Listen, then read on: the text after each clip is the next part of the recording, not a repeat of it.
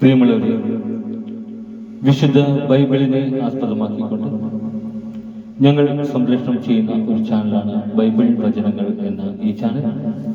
ഈ ചാനൽ കൂടി വിശുദ്ധ ബൈബിളിലെ പഴയ നിയമത്തിലെ ഉൽപ്പത്തി പുസ്തകം മുതൽ പുതിയ നിയമത്തിലെ വെളിപ്പാടിന്റെ പുസ്തകം വരെയുള്ള എല്ലാ അധ്യായങ്ങളും ഉൾക്കൊള്ളിക്കുവാൻ ഞങ്ങൾ ശ്രമിക്കുകയാണ്. ഈ ദൈവ വചന ഭാഗങ്ങൾ കേൾക്കുന്ന എല്ലാവരും ലോകത്തിന് ശാന്തിയും സമാധാനവും നന്മയും ഉണ്ടാകുവാൻ വേണ്ടി എന്നോടൊപ്പം സർവശക്തനായ ദൈവത്തോട് പ്രാർത്ഥിക്കുക.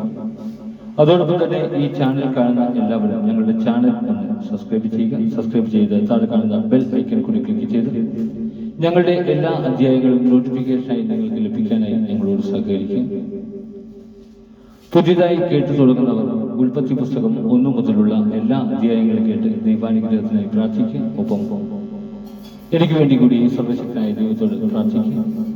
നിങ്ങളെവിടെയും അകമഴിഞ്ഞ സഹകരണം തുടർന്ന സമയം പ്രതീക്ഷിച്ചുകൊണ്ട് ഇന്ന് നിയമാവർത്തന പുസ്തകം അവസാന അധ്യായമാണ്. 33-ാം അധ്യായത്തിലേക്ക് മോശയുടെ ആശീർവാദം. ദൈവപുരുഷനായ മോശ തന്റെ മരണത്തിനു മുമ്പ് ഇസ്രായേൽ ജനത്തിന് നൽകിയ അനുഗ്രഹമാണിത്. അവൻ പറഞ്ഞു, കർത്താവ് സീനായിൽ നിന്ന് വന്നു നമുക്കായി സൈനിൽ നിന്ന് ഉദിച്ച് പാറാൻ പർവ്വതത്തിൽ നിന്ന് പ്രകാശിച്ചു. വിശുദ്ധരുടെ 10,000-ങ്ങളോടൊത്ത് വന്നു നമുക്കായി അവിടുത്തെ വലതു ഭാഗത്ത് നിന്ന് ജ്വലിക്കുന്ന നിയമം പുറപ്പെട്ടു. അവിടുന്ന് തന്റെ ജനത്തെ സ്നേഹിച്ചു. തന്റെ വിശുദ്ധരെല്ലാവരും അവിടുത്തെ കരങ്ങളിലായിരുന്നു. അവിടുത്തെ പാദാധികത്തിൽ ഇരുന്ന് അവിടുത്തെ വചനം അവർ ശ്രവിച്ചു. മോശ നമുക്ക് നിയമം നൽകി. യാക്കോബിന് പിതൃസ്വത്താണത്.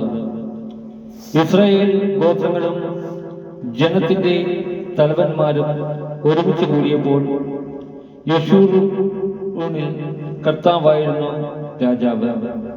റൂബൻ ജീവിക്കട്ടെ, അവൻ മരിക്കാതിരിക്കട്ടെ, എന്നാൽ അവന്റെ സംഖ്യ പരിമിതമായിരിക്കട്ടെ.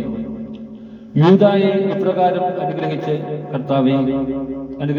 കർത്താവേ, യൂദായുടെ സ്വരം ശ്രമിക്കണമേ. അവനെ തന്റെ ജനത്തിന്റെ അടുക്കലേക്ക് കൊണ്ടുവരണമേ. അങ്ങയുടെ കരം അവനെ സംരക്ഷിക്കട്ടെ. അവന്റെ ശത്രുക്കൾക്കെതിരെ അങ്ങ് അവന് തുണയായിരിക്കണമേ. ലേവിയെ കുറിച്ച് അവൻ പറഞ്ഞു, അങ്ങയുടെ തുമ്മീമും ഉറീമും അങ്ങയുടെ വിശ്വസ്തന് നൽകണമേ. അവനെയാണ് ഞാൻ അങ്ങ് ദാസനായി അങ്ങ് മാസായിൽ വെച്ച് പരീക്ഷിച്ചത്. അവനുമായാണ് മെരീല ജലാശയത്തിങ്കൽ വെച്ച് അങ്ങ് ഏറ്റുമുട്ടിയത്. നിങ്ങളെ ഞാൻ അറിയില്ലെന്ന് അവൻ തന്റെ മാതാപിതാക്കന്മാരോട് പറഞ്ഞു.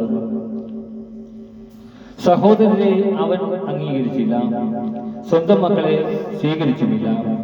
അവർ അവിടുത്തെ വാക്കുകൾ അനുസരിച്ച് അവിടുത്തെ ഉടമ്പടി പാലിച്ചു. അവർ യാക്കോബിനെ അവിടുത്തെ നീതിവിധികൾ പഠിപ്പിക്കും. ഇസ്രായേലിനെ അവിടുത്തെ നിയമവും അവർ അവിടുത്തെ സന്നിധിയിൽ ധൂപം അർപ്പിക്കും. അവിടുത്തെ ബലിപീഠത്തിന്മേൽ ദഹനബലികളും. കർത്താവേ, അവനെ അനുഗ്രഹിച്ച് സമ്പന്നനാക്കണമേ. പ്രയത്നങ്ങളെ ആശീർവദിക്കണമേ. അവന്റെ ശത്രുവിന്റെയും അവനെ വെറുക്കുന്നവന്റെയും നടുവൊടിക്കണമേ. അവർ എഴുന്നേൽക്കാതിരിക്കട്ടെ. ബെഞ്ചമിനെ കുറിച്ച് അവൻ പറഞ്ഞു, കർത്താവിന് പ്രിയപ്പെട്ടവൻ അവിടുത്തെ സമീപത്ത് അവൻ സുരക്ഷിതനായി വസിക്കുന്നു. അവിടുന്ന് എല്ലായ്പ്പോഴും അവനെ വലയം ചെയ്യും. അവിടുത്തെ ചുമലുകളുടെ ഇടയിൽ അവൻ വാസമുറപ്പിക്കും. ജോസഫിനെ കുറിച്ച് അവൻ പറഞ്ഞു, അവന്റെ ദേശം കർത്താവിനാൽ അനുഗ്രഹീതമാകട്ടെ. ആകാശത്ത് നിന്ന് വിശിഷ്ടമായ മഞ്ഞ്, അഗാധതയിൽ നിന്നുള്ള ഉറവ, സൂര്യപ്രകാശത്തിൽ വിളയുന്ന നല്ല ഫലങ്ങൾ, മാസം തോറും ലഭിക്കുന്ന വിശിഷ്ട വിഭവങ്ങൾ, പ്രാചീന പർവ്വതങ്ങളുടെ ശ്രേഷ്ഠ ദാനങ്ങൾ, ശാശ്വത ശൈലങ്ങളുടെ അമൂല്യ നിക്ഷേപങ്ങൾ, ഭൂമിയിലെ നല്ല വസ്തുക്കൾ, അവയുടെ സമൃദ്ധി എന്നിവ കൊണ്ട്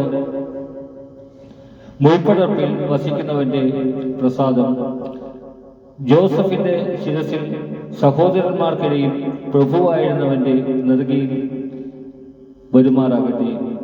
അവന്റെ കരുത്ത് കടിഞ്ഞൂൽ കുറ്റന്റേത്, അവന്റെ കൊമ്പുകൾ കാട്ടുപോത്തിൻ്റെത്. ആ കൊമ്പുകൾ കൊണ്ട് അവൻ ജനതകളെയെല്ലാം ഭൂമിയുടെ അതിർത്തിയിലേക്ക് തള്ളി മാറ്റും. അവരാണ് എഫ്രായിമിന്റെ 10,000, അവരാണ് മനാസയുടെ 1000. സെബലൂണിനെ കുറിച്ച് അവൻ പറഞ്ഞു, സെബലൂൺ, നീ നിന്റെ പ്രയാണത്തിൽ സന്തോഷിച്ചാലും. ഇസാഖർ, നീ നിന്റെ കൂടാരത്തിലും. അവർ ജനതകളെ പർവ്വതത്തിലേക്ക് വിളിക്കും. അവിടുത്തെ അവർ നീതിയുടെ ബലികൾ അർപ്പിക്കും. അവർ സമുദ്രങ്ങളുടെ സമൃദ്ധി വലിച്ചു കുടിക്കും. മണലിലെ നിഗൂഢ നിക്ഷേപങ്ങളും.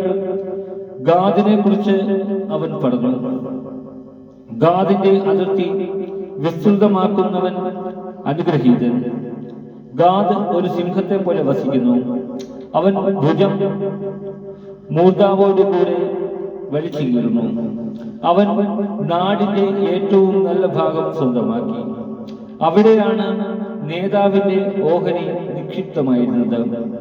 അവൻ ജനനേതാക്കളുമൊത്ത് വന്നു കർത്താവിന്റെ നീതി നടപ്പിലാക്കി. ഇസ്രായേലിൽ അവിടുത്തെ കൽപ്പനകളും നീതിവിധികളും. ദാനിനെ കുറിച്ച് അവൻ പറഞ്ഞു,